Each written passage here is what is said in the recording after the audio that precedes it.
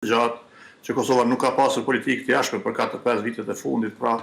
totalisht është e abstrahuar nga arena. Është absolutisht e vërtet se kanë kaluar gjenerata dhe gjenerata e re sot, sa quajmë gjenerata Z, pra ata të cilët janë të viteve 90, të lindur në vitet e 90-ta, nuk kanë kujtesën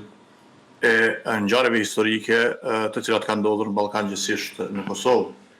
Është ndruar edhe gjenerata e atyre të cilët kanë qenë në administrata shtetërore, në shërbim shtetëror dhe në politikat vendore. Dhe tash kemi komplet gjenerata të reja, diplomatësh,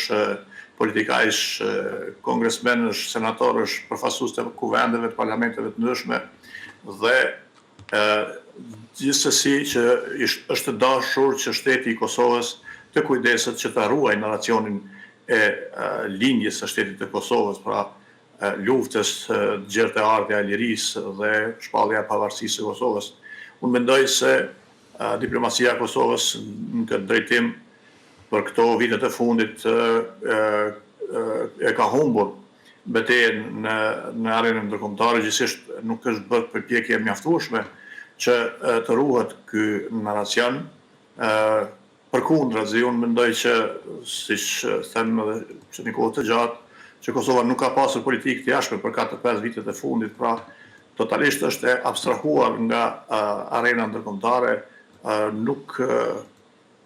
është fare në fokus, i vetmi fokus në lidhje me politikën e jashtme të Kosovës, gjithsesi me Kosovën, është dialogu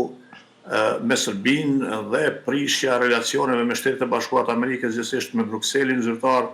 e përpasoj pra kemi sanksionet të cilat nuk po mund të hiqen, apo nuk po pjeket